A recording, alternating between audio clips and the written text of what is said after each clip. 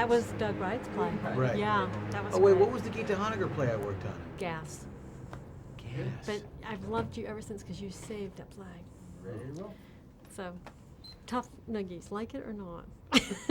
That's the way it is. Hooray for me. It is, it is.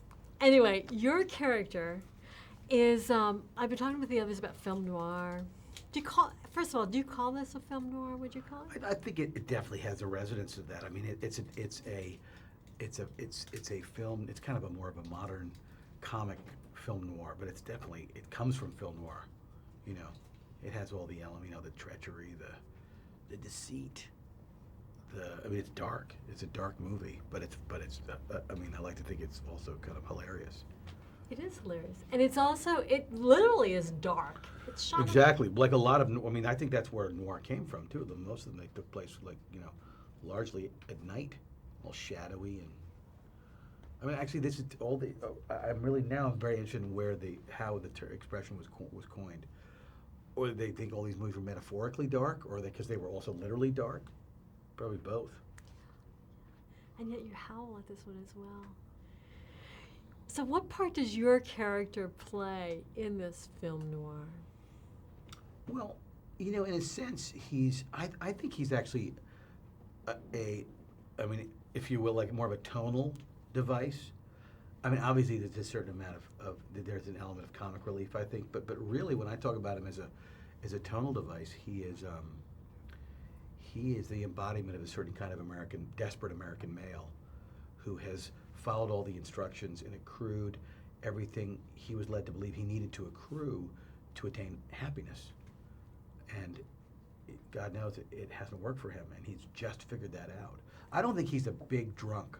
I think he's on his way, but I think that he's desperate this Christmas Eve because the forced, joyfulness of Christmas has focused him in on how miserable he actually is.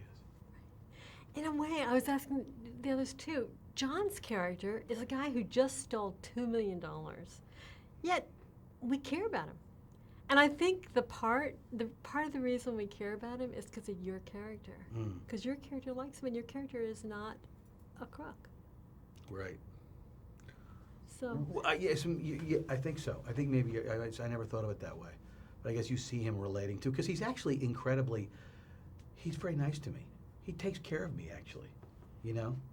What's that Chaka Khan song? I feel for you, right? He feels for Charlie, and even though I think you're absolutely right because it's extremely. This is a guy who we don't think feels for anybody. He doesn't feel for anybody, and not only that, he's kind of wading through his life. You don't even you get the sense that he's committing this crime because he feels like he kind of should. That he's already figured out it's not going to make him happy. He's just kind of, he's almost like pre-suicidal, and maybe taking care of Pete helps kind of awaken him a little bit. I don't know. I'm just figuring this out on my feet. I'm so glad we talked. Well, there's also the thing in there too, as a little side thing, is that I think every character in there except for Connie's falls down, takes a tumble. Yours? You're right. Bill George, everybody falls down. Well, Connie kind of does at the end. Yeah, that's true. She does too. Right, there's a lot of wipeouts, isn't there? Does the cop wipe out? Will he get shot? Shh. Yeah. So how do you take a tumble as an actor? What did you learn in school about taking a tumble, or along the way? Wear pads. Did you win this one? Oh, of course. Yeah. Yeah, because you're on. And how much of it was improvised? Not a little bit at 4 a.m., but never out of a lack of respect for the script. They're wrapping us up. Right. They've been wrapping us up, and Okay. I know this guy, so I gotta be nice to him. Okay. Blood everywhere, and Yeah, people seem to like it. Susan, you have speed anytime I you're love ready. the Oliver character. Yeah. He's funny, huh? Yeah. So what's your 30-second synopsis of what this movie's about? I would say people at the end of their rope,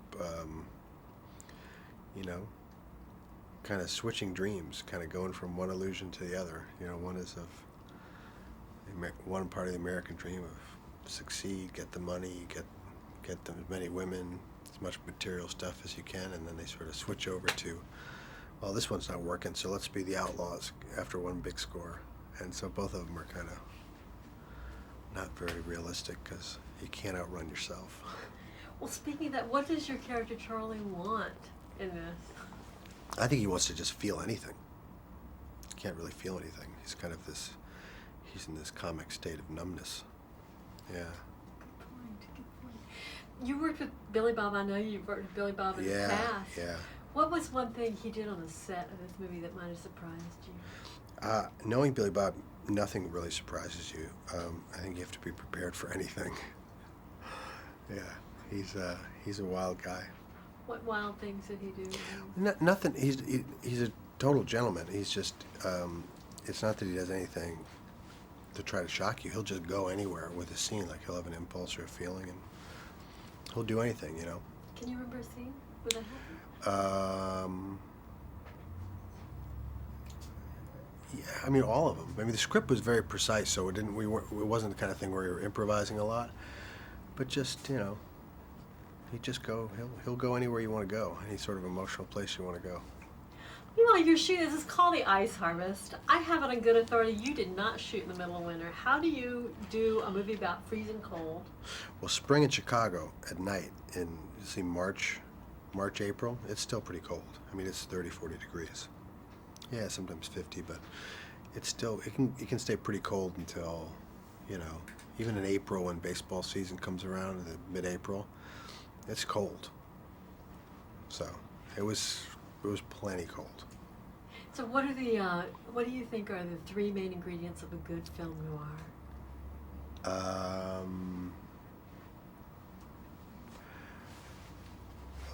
Crime. Can I back up for a second and Yeah. if you would include film noir in that since I'm not on camera? Okay, I guess film noir usually has elements of crime, illusion, and the hope of redemption. We get that. Yeah, I think so. I I just mean- made that up. I don't know if that's true, but that's how I see it anyway. Okay, thank you so much. My pleasure. To really respond. Yeah. This is one of those things where I'm not on camera, so if you Okay. can incorporate, that'd be great. So this is not your typical Christmas movie, is it? I don't know what's typical anymore. I mean, so much has been said and written about how depressing Christmas is for a lot of people, that suicides actually go up, that it's, I've been calling it a festival of family dysfunction. People dread getting together. It sounds so good on paper and, on a Christmas card, but does everyone really want to get back with their family of origin on Christmas? I'm not sure. And in this movie, there's a wonderful Christmas dinner scene where this family could not be more dysfunctional when Oliver Platt comes to visit. When you talked about a festival of family dysfunction, I thought you were describing the movie. There's a lot of dysfunction in the movie. Yeah. So it's really you call it film noir. I call it film noir, right? Yeah, I mean, if you have to put a label on it, sure. So what do you think are the ingredients of a good film noir? And could you Well, mention film noir in it? Yeah. Thank For me, it has to do with a kind of a philosophical perspective. It's not Frank Capra time anymore. This is after the Second World War. The thrust of philosophy was that God no longer exists. Their life has no intrinsic meaning. Our death is inevitable. We're fully responsible for everything we do, and we're alone in the universe. So that could be a cold and bleak way of looking at the world, and I think it was reflected in the literature of film noir. Characters with no moral compass whatsoever. One action is as good as another, and that led people to some pretty dark behavior, and which was probably appropriate coming off the two world wars. I mean, let's face it, probably like 80 million people died in the 20th century, between the two wars and all the events between the wars. And since, so the bleak view of life might have been sort of justified for those people. So film noir was, I think, a response to that, looking at a world that seemed to have gone crazy. But you have your own Harold Ramis humor in here. Well, let me ask you this. You're directing John Cusack and Billy Bob. They have a lot of scenes together. What did you as a director see them do together that was maybe unexpected? Well, they had this great rapport going in because they'd done a film together. And they had an off-camera rapport that was based on a kind of competition. They're both like excellent in a lot of ways. I mean, you know, they're multi-talented. They're physically gifted. I mean, they had a free throw shooting contest on their last movie, Pushing Tin, and you know, Billy Bob was just so desperate to beat John at consecutive free throws, and did. You know. He considers himself an athlete. John's very fit. They're both really smart. They're both musical. You know, it's so it's kind of this friendly competition, and it fits so well with the characters they were playing. Because here are two guys, you know, trying to get along, but there's something irritating in their relationship, and but they really appreciate each other's talent, which is great when actors kind of embrace each other instead of fighting each other professionally. So in the meantime, there's a lot of falling down. I think each character takes turns at falling down. Is there symbology in that falling down? As Wichita falls, so falls everyone else. Comedy is about, a lot of comedy is about falling, isn't it? And you know, at its simplest level, you know, comedy is hitting your head and falling down. I mean, it's and you know, as broad as that seems, it's also metaphor. I mean, you know, we go through life, you know, we're constantly getting beaten, knocked down, dinged, and you know, and injured by life. And it's comedy when we can laugh at it, and it's comedy when we ultimately survive it. You know, and John is just nothing if not a survivor. Thank you so much. My What a nice pleasure. way to wrap it up. Hi, how are you? Susan Katz. I'm doing this for AP today. You did this for Gladiator? Yes, I yes, that's forgot right, what else. Yeah.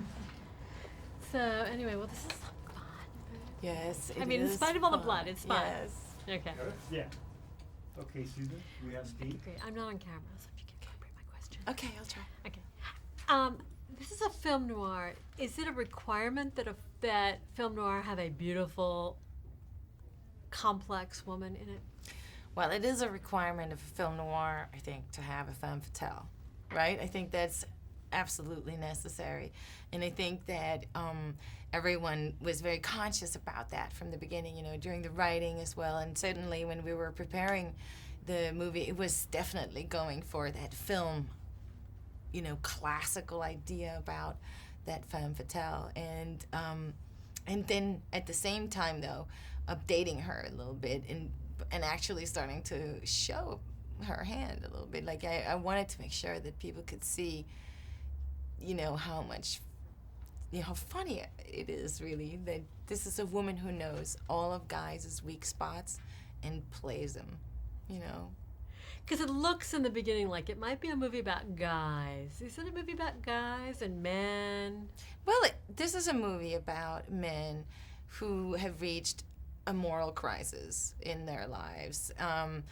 Their choices have definitely, or lack of good choices, have led them to a point where they are disappointing even to themselves. And that is fun to see. And, you know, you can see like Oliver Platt and Billy Bob and John. Like you can see that there's a certain relish with which they explore those weak sides of this male ego, you know, and that was really funny. And I really liked that, you know, these guys, you know, like guys looking at guys with a critical eye. And at the same time, then here's this woman who is actually taking their weaknesses, making money off of their weaknesses, and, you know, using those weaknesses even to maneuver herself into a pretty good spot for being able to take over or lift their burden a little bit, especially if that burden is $2 million that they've stolen. You know? Well, speaking of which, we have John Cusack as the hero. He's just stolen $2 million, and yet we come to sympathize with him. How'd that happen? Well, I'm pretty amazed by that because when you read the script and John is totally playing that guy. I mean, he's playing him as weak as he is, as much of a schmuck as he is, even as silly and stupid as he is at times, as morally delinquent as he is, and you cannot help but like him.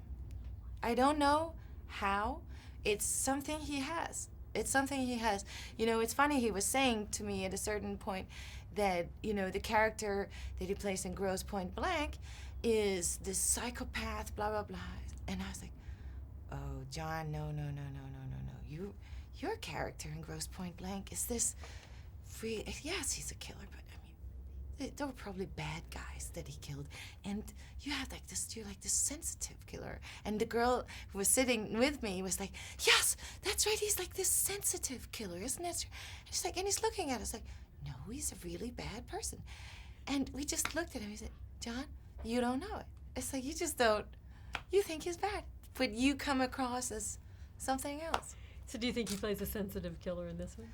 No, he definitely plays a guy who has lost his way in many, many ways. But at least somehow what John shows is that it's a guy who's really getting upset with himself about being such a bad guy.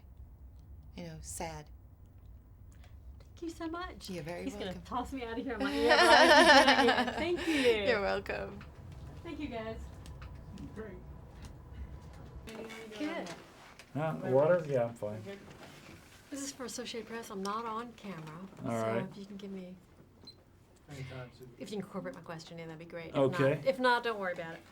All right, this is not your exactly expected Christmas picture, is it?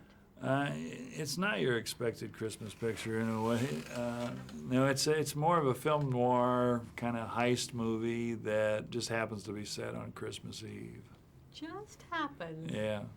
I was asking the others about film noir. What do you think are like 3 ingredients of a good film noir?